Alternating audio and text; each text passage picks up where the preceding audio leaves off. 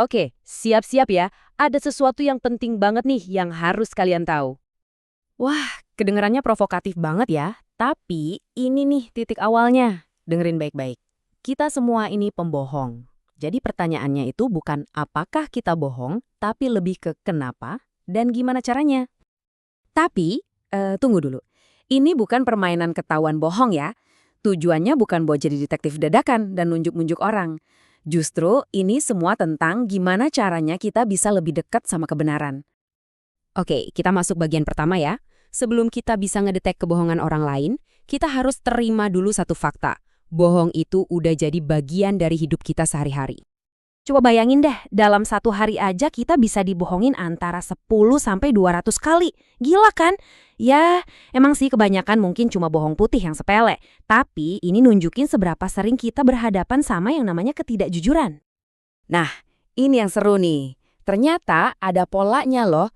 Kita lebih sering bohong ke orang asing daripada ke teman kantor. Terus, orang ekstrovert ternyata lebih sering bohong daripada yang introvert. Dan ini nih, para pria katanya 8 kali lebih mungkin bohong soal diri mereka sendiri. Sementara wanita lebih sering bohong buat, ya, jaga perasaan orang lain. Kompleks banget kan? Dan tahu nggak, bohong itu bukan sesuatu yang tiba-tiba kita bisa. Ini tuh kayak skill yang kita asah dari kecil. Dari bayi yang nangis palsu buat cari perhatian.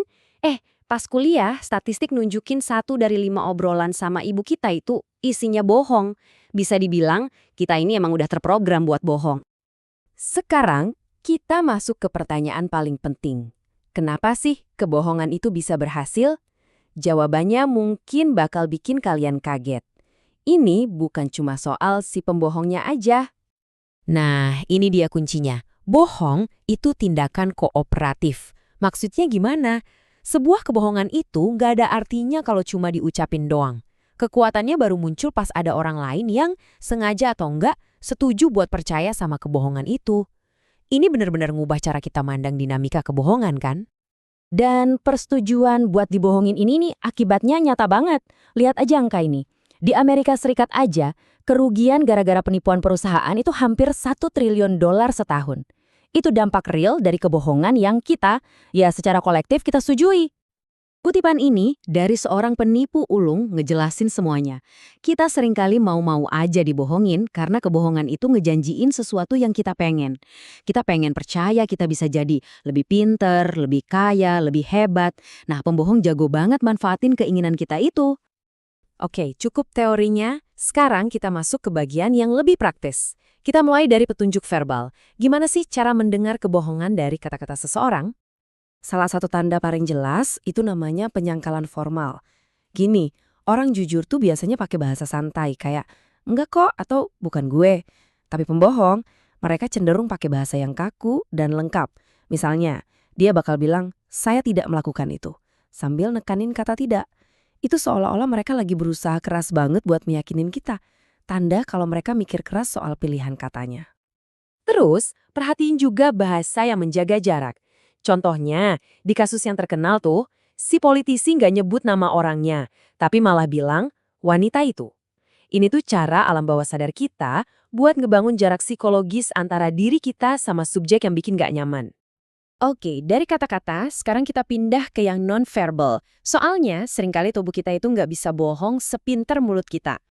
Freud bener banget soal ini. Walaupun seseorang berhasil ngontrol kata-katanya, kebenaran itu sering bocor lewat bahasa tubuh. Gerakan-gerakan kecil yang bahkan mereka sendiri nggak sadar. Nah, slide ini penting banget karena ngebongkar mitos-mitos yang salah kaprah. Kita sering mikir pembohong itu gerak-gerak gelisah kan? Padahal faktanya mereka justru seringkali membeku, terutama tubuh bagian atasnya.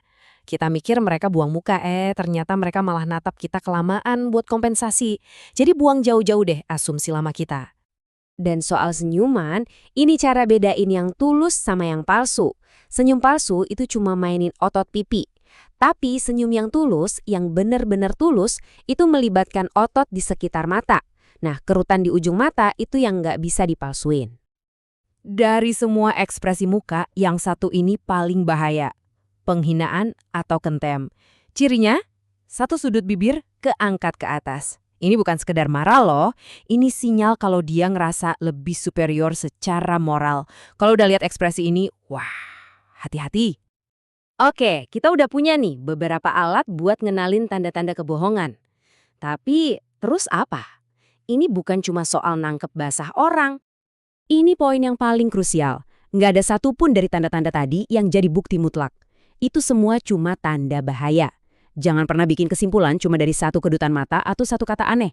Kuncinya adalah cari kumpulan perilaku, beberapa tanda yang muncul barengan. Nah, jadi pas kalian lihat kumpulan tanda-tanda itu, jangan langsung ngejudge. Tarik napas, terus lakuin ini. Pertama, pastiin tandanya ada beberapa, bukan cuma satu. Kedua, ubah mode dari menuduh jadi penasaran. Ketiga, tanya lebih banyak pertanyaan yang terbuka. Ingat, tujuannya bukan buat kejebak, tapi buat nyari kebenaran bareng-bareng. Tabel ini ngerangkum perbedaannya dengan jelas. Coba deh perhatiin. Orang jujur kalau dituduh bohong, biasanya bakal marah besar dan tersinggung. Sebaliknya, orang yang bohong mungkin kelihatan tenang, tapi ceritanya kedengeran terlalu sempurna. Urutannya kaku banget, kayak udah dihafalin. Di zaman serba digital ini, kita sering salah kaprah. Kita kira transparan itu sama dengan jujur. Padahal, nge-share setiap detail hidup di media sosial itu bukan berarti punya integritas. Kejujuran itu jauh lebih dalam dari itu. Dan sebagai penutup, saya mau ninggalin kalian dengan pertanyaan ini. Katanya, karakter itu adalah siapa diri kita saat nggak ada yang lihat. Nah, di dunia yang sekarang ini serba terang, di mana rasanya semua hal bisa kelihatan, apa sih yang sebenarnya jadi penting? Apa yang tersisa dari karakter kita? Itulah mungkin kebenaran yang paling sejati yang perlu kita cari.